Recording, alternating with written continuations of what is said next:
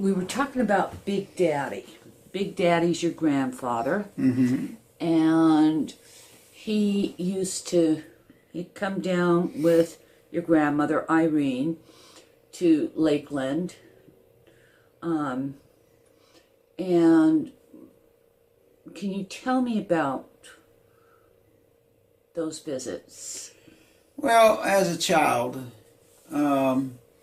Big Daddy would come down during the summers, and most of the time he'd come by himself. He'd pick me up and take me back to North Carolina. And sometimes he'd stay overnight, and then we'd leave the next morning. And Irene came with him a couple times, but most of the time it was just him.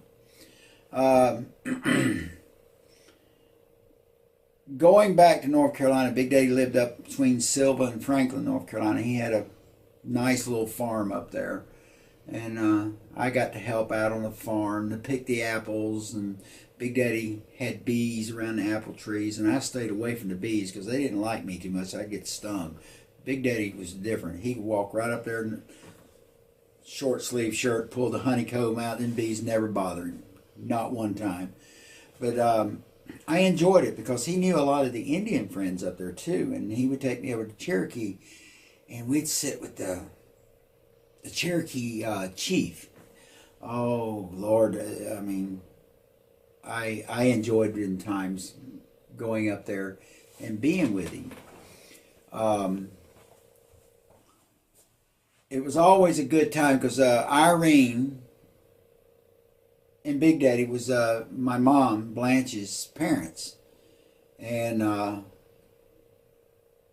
when I would go up there during the summer, it was, I guess I was about 5, going on 5, 6 years old. The trips out west started, actually, it was almost like they didn't exist no more. Big Daddy was kind of the fill-in now. And when he would bring me back, he'd stay a couple of days before he'd head back home. And during his time, he'd take me down to Lake Parker, or my favorite, he would take me downtown to where the railroad station was. And didn't he work at... He used to work for Atlantic Coastline, and he got hurt real bad from what I was told, and he couldn't work there at the railroad no more. But he loved trains just as much as I did, so we'd go down and watch the trains come by. And I remember the one train that would come by. It was always this specific type of locomotive. It had a big, broad, open face, the big one headlight in the middle. It was a diesel now. It wasn't a steam engine. And he used to call them that they were called a baby face. And I would learn years later this was a General Electric B model diesel locomotive. And to this day, that one particular engine, locomotive, stands out as the cream of the crop. And he would take down there, and we would watch the trains come by. They'd blow the horn, the engineer would wave at us and everything. And it was just, it was just exciting. Little boy growing up and seeing these huge locomotives come rumbling by, pulling their freight, and the things, and Big Daddy explaining these things to me. And didn't you get a train for a present? Mm-hmm. I think I was 5 or 6 years old. I was young, and I believe I might have been in the first grade. Now, I'm not going to swear to it, but I was between 5 and 6 years of age. One Christmas, I got a present, big box. Oh, yeah, it was huge. In fact, it was the biggest box under the tree. And I remember Blanche saying, "Tommy, this is from Big Daddy and Grandmother." And I always called Big Daddy, and his first name was Joe Taylor, but why I called him Big Daddy, I don't know. It was just something that just stuck out. And I was really excited. I was in my pajamas, and I was ripping up the play, and there was a Lionel train set, electric train set. Oh God! And I was the only kid in the neighborhood at the time that got a train set, and I set it up in my room, and no, it wasn't the type of trains I was seeing in person, because I hadn't even, I didn't know what a steam engine was from a diesel locomotive. I just knew it was a train. And I stuck it in there, and there was a coal car, and there was a box car, and then a tanker, and then a red caboose. And the Lionel sets now, they were big, and I don't remember what type of, I just knew it was a big steam engine. And we put it up, Mr. Coleman helped me put it up, and had a little transformer on it, and you turn the transformer, and then it'd go around in circles. That's all I did. I'd sit there for hours watching, you know. And we had a rotary phone. And when Mama told me, she says, call Big Daddy now and tell him you like your toy. So I called him, and him and Irene was all happy and everything. And he told me, he says, actually, he says, I got you a Christmas present up here. But he said, that was your birthday present. And he says, I messed up sending it to you. And I thought, well, my birthday ain't for a couple weeks away. You remember January 8th? So he had actually sent my birthday present, for Christmas. So that summer, when I got up there, I got my Christmas present something like 6-7 months late. But he had bought me it was a little artist easel, because he knew I liked to draw. And it was an artist easel with crayons. But it wasn't type of, like the Crayola crayons. They were art crayons. And I had this little easel. It had a little box. And like I said, all my crayons in it. It had little holes, they sit down in there. And there was like, 20 or 30 different crayons. And I mean, they were about that long. Probably big as round as your finger. And it had a drawing pad or a sketching pad that, button up on the easel, and you just sit there. I'm the future Rembrandt or Da Vinci or whatever. And I would sit out on the backyard back there, and Irene had set me a little chair out there, and I'd sit out there and I'd draw the mountain. There was all kind of mountains up there, and the trees and everything, and She loved the little drawings I make. This is for Grandma. This is for Big Daddy. I stayed away from them bees though. But I drew a thing of the apple trees, and Big Daddy had a bunch of apple trees on the farm, and all them beehives were underneath that apple trees. And I would love to go down there and get me an apple or two that was laid on the ground. Because Big Daddy always said, if they're laid on the ground and they still got colored, that is when they're best to eat. And I would try to sneak down there. And Lord have mercy, them bees would know I'm coming. They would be like waiting in ambush. So Big Daddy would go down there, and normally he'd bring up, a small basket of apples, and Grandma would make apple pie.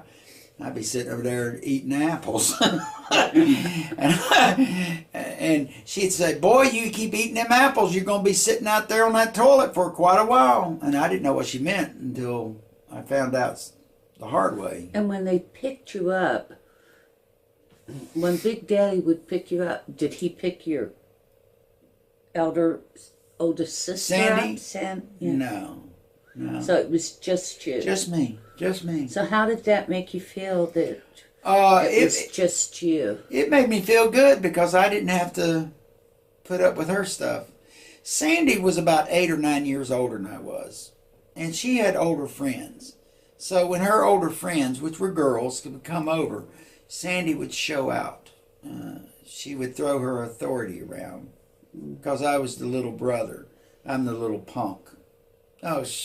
She'd throw water on me, call me names. They wasn't vulgar names, but I mean, as a kid, to me, they were hurtful. What kind of names? Oh, she'd call me a little bald-headed punk, or get away from me, you freckle-faced brat, or she'd say, Mama, he's in my room. And I wouldn't even be in her room. I would be in my room or walk to the hallway, and she just had to show her authority. Did she ever hit you? She did a couple times. And, it wasn't, ball up your fist and try to cold cock you good. But, it was like... Did you ever hit her back? When I got older, yeah. Oh, yeah. I threw a book at her one time. just out of just out of anger. But I knew that when I struck back, I was going to have to fight her because it was just her nature. She eventually left me alone. She had a couple of her girlfriends come over who were, they wasn't very nice either, because I'm sure they had little siblings around, and they thought it was funny because she picked on me. Well, one day, I was in the hallway, and I was doing something. I don't remember how old I was, but I was old enough to know right from wrong, and she came by. Oh, I remember what. Blanche had bought me these little building blocks, and I was in the hallway. I had me a little fort built. Well, she came by and kicked them over, and she was headed to her bedroom. I mean, when you come down the hallway, my bedroom was here, hers was here, and Blanche and Coleman's was over here. And she was walking to her, and I was mad, and I just squinted my eyes, and just as she got by the door suddenly slammed and hit her in her nose, knocked her down about where I was standing, and I just turned around, walked in my bedroom, and closed my door. And she was crying and everything, and Blanche come in there, you know. Nothing was ever said that I did that, but she got a message, you know. Leave your little brother alone. He's not bothering you. You shouldn't be bothering him. And the girls were, what just happened, you know? Did I do it? I'm not going to say I did. I'm not going to admit to it. But when I saw her right at the door, I just kind of squinched my eyes, and because I was mad. I mean, I had spent 30, 40 minutes building this fort. And I mean, it was nice. It had 2 little layers going up, and she had kicked them over. And when I squinched my eyes, she was just at the entrance, the doorway, and the door just boom. I mean, it popped her good. She got what she deserved. And the girls, I don't remember who the girls were, but they were, you know, and I kind of snickered a little bit under my breath, and I walked in my room and I closed my door. And she was out there crying and everything. I don't know what it did to her physically. I know it wasn't good. But I think after that point, I think things kind of changed with me and her. She stayed to herself, and I stayed to myself. It was like putting 2 cats in a croaker sack. You know what I mean? Mm-hmm. And Blanche never did ask me about it. Do you think Sandy was jealous of you for the fact that she was an only child and then you came along? You know, there could have been. Later years, I thought about that some. Blanche spent a lot of time with me, where Coleman spent a lot of time with her.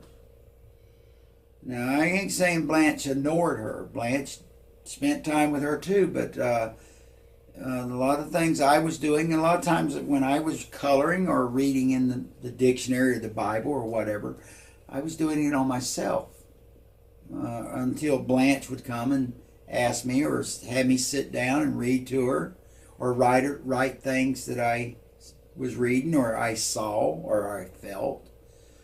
But I don't know why Big Daddy never took her up to North Carolina. I really don't, because I always was told, Tommy, go in there and get you some clothes ready. Big Daddy will be here tomorrow. He's coming down to pick you up. And I never did ask, why is he not taking Sandy too? I never did ask that. And frankly, it was a relief to me, because I'm leaving the house, going up there to spend time with Big Daddy and Grandma, Irene, and Sandy is staying home. Now, when I was up there in North Carolina, what Blanche and Coleman did with Sandy, I don't know. I didn't concern myself. But that was your special time alone with Big absolutely. Daddy and Irene. It was my break time, I thought. And were you visited up there when you were up there?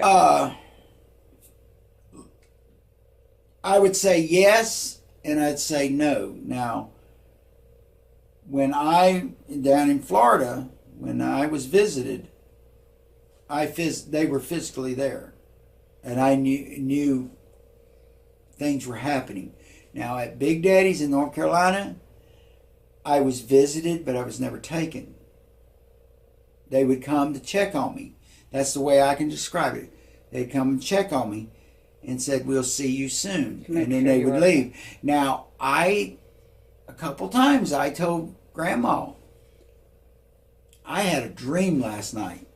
And she'd say, okay, what kind of dream? And I'd tell her, and she says, oh, that was just the angels coming to check on you.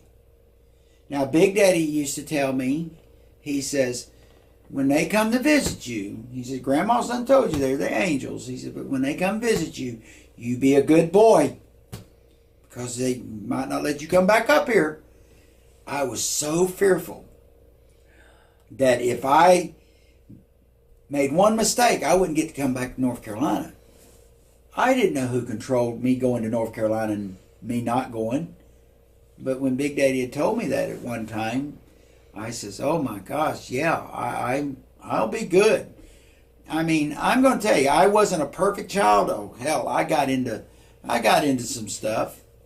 I'll tell you a story. It was one year, Big Daddy and I went out to the barn, and we were working on something. And he told me, he says, come here, boy. He says, now, you know Grandma was making some apple pie. Yeah. He says, I want you to go around the corner over there by the kitchen window. There's a little barrel right there, a little stool, and get on there and bring back one of them apple pies, and you'll eat it. Really? Yeah. Don't worry, Grandma will never know. So I snuck around the house and went around there, and Grandma had the window open, and yeah, there was 2 apple pies sitting up there. She had baked them that morning, I remember. And there was a stool, just like he said. I set that stool up there, and I got up there, and I looked. I mean, the ledge was about right here when I got up, and I looked there, and Grandma's nowhere around. I grabbed that pie, got down, and phew, back to the barn I went. Me and Big Daddy sat there. We were eating that apple pie. And about that time, I heard Grandma, Tommy, where are you, boy? Come here right now. He says, go, boy. Go see Grandma. Can come on back. I hauled you, and I went up there, and I said, yes, Grandma. She says, did you take one of my apple pies? I mean, I can't help but laugh about this now that I think about it. I'm sitting there, and she says, I've got an apple pie missing. Did you take it, or did one of them bears come up here and take it? Because they had black bears up there in North Carolina come around the place sometime. I says, I don't know, Grandma. Maybe a bear got it. She says, what are you doing, by the way? I'm with Big Daddy. Okay. Well, go on back and help your grandfather. And I took off. And little did I know, I'm standing there telling a little bit of a white lie, and I've got crust on my chin. I'm laughing about it now, but it was, at the time, I was scared. Oh my God, I am being caught. And me and Big Daddy ate that pie together. And I mean, we ate that whole pie by ourselves and came back. And when we got back in the house, I don't remember, an hour later and thing, she says, well, Joe, you ain't going to believe what happened. He says, what happened? She says, I baked 2 apple pies and I've got one of them missing. I guess one of them darn bears came up here and got it. He says, yep, them bears up here are pretty bad. Got to watch them. And, you know, I thought about that. And as he was telling that, I was looking at Big Daddy, and he goes, just winked at me. And I thought at the time, yeah, I have got over on one. I stole that pie. I ate that pie, and Grandma's not the wiser. And I think to this day now, as I remember that, see, these are the things I remember, the little things. I think that, well, Big Daddy and Grandma had already pre-planned that. I'm the guilty party. Right. But it was a good guilt. You know what I mean? Right. I mean, this was the little things that meant a lot. Yeah. You loved Big Daddy, huh? And Irene. Grandma. Very good people. You don't find people like that anymore. You know what I mean? It's hard to find people like that. that I had somebody ask me, well, you said Grandma read the Bible with you. Yeah, she did. Told me stories. Well, your grandparents must have been very religious. Did they go to church? No. They never went to church. I never, ever knew they went to church. But I'll tell you what, Grandma had that big Bible, and she'd sit me right there and read me stories. I mean, at night before I'd go to bed, she says, well, what are we going to read about today? Come on, let's go to Isaiah, or let's go to Psalms. You know what, son? I love Proverbs. You can learn a lot out of Proverbs. And we'd read things, she'd explain it to me, and this Bible had pictures in it, and I loved the pictures because they were color. And she said, what's that right there? Oh, that's Jesus. And what's he doing? He's standing with some other men. She says, them are the apostles. Them were his students. Just like you. You're my student. And she'd hug me or something, and then I'd go to bed, and she'd tuck me in, give me a kiss, and, I'm ready to go tackle the world the next morning when I get up. And these were the things, and this always happened. When I would go to spend the summers with them, there was never a night that we did not sit down. And Big Dave would sit over there, and he'd be rocking in his chair, and he'd listen. And if it was something that he wanted to comment about, he'd speak. He'd say, yep, that's a good story. Listen to your grandmother there, son, and she'll teach you. These little tiny moments of togetherness, these moments, you just never forget them. And it's like I was telling you earlier in my visits, they're not just moments that flash before your eyes. They're branded into your memory where you'll never forget them. And that's where later years, like right now, I remember just like it was yesterday's news, along with other things that I remember. But no, my grandparents, priceless, literally priceless. You just had do not. Fantastic relationship with them. Oh, absolutely. From what you've told me. Yeah. Until they passed. Yes. And it just, I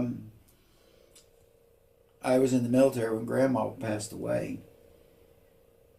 Or no, I wasn't. Matter of fact, I was in college when Grandma passed away because Big Daddy passed away when I was in the military. Okay, we'll talk about that. Right. Yeah. But I will say this. I knew deep in my heart, they're not dead. They're just not here no more. They've went to a better place, waiting for me to arrive. And who's we to say that they not come visit me sometime? Maybe they have became angels themselves. And who is we to say that when I was a child that they were not angels already? I look at it that way. I think Big Daddy and Irene were angels to you. I have a picture of them. Can I show them to you? Yes. Okay. Please. I know exactly where they're at. Yes, never leave home without it. There is Big Daddy and Irene. Bring it closer. Can you see it good there? Yeah. If a child has a hero, I had one. And it was that man I just showed you. He didn't wear an S on his shirt. He didn't fly through the air. He couldn't dodge bullets. Or he couldn't outrun a train and jump. But he was my Superman. Why do you think that is? Just because not only the things he taught me, but the things that he shared with me, instilled with me. He taught me the right and the wrong. And this was something that I remembered as a child. He says, anybody can do wrong, but it takes a real person to do what's right. And he believed in getting up early in the morning, Go milk the cows? Yeah. Hey, at 5 years old, I knew how to milk a cow. I'd grab them udders, buddy, and let me tell you, I could squirt the best of them in that pan. And Grandma would be in there cooking breakfast for us. I'd get up, and after we do that, we'd eat breakfast, and we'd go work in the garden, or we'd go out on the farm somewhere, or we'd go to town to get whatever we needed. These were things that Mr. Coleman didn't do.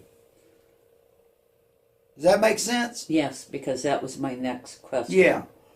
Big Daddy, he was my Daba here. Yeah. That is a good analogy, I think, that I can truthfully say. I mean, making it simplified, but Big Daddy did a lot more things that, well, you just don't see today. To sit down and tell you about his life, his adventures, and him to tell me that you're real young right now, son, and you're going to start your own adventures one day. And these were the small things that I remember. And although they're small to those who might hear this, they were magnificent, monumental to me. And you don't hear things like this from kids today. Because why? Well, look at the family unit today. There's hardly none. How many kids say, I love my parents? I love my grandparents. No, they're too busy with iPads and stuff. But, yeah, Big Daddy was my hero. He was my hero. And he taught me how to be a person. Was he the reason you went into the military? Absolutely. Absolutely. I've stopped it right there. Did he serve in the military? Yes. World War I. He was with the Marine Corps. And he was one of the instrumental reasons that I joined the Marines, because Big Daddy, he was a real devil dog. And what's a devil dog? Well, during World War I, the Germans called the Marines that was fighting in France devil dogs. Oh, okay. They were vicious, and they showed very little mercy to the enemy. And they became known as the devil dogs. And that was a terminology that stuck for years within the Marine Corps. In fact, it sticks today. So, yeah, he was very instrumental about me joining the Marine Corps. Did he support you joining? Oh, yes. He said, if this is what you want to do, son, I'm behind you. In fact, he took me to the recruiter. And did the Colemans support? Mr. Coleman didn't know I had joined until it was too late. In fact, I was in boot camp when Mr. Coleman found out.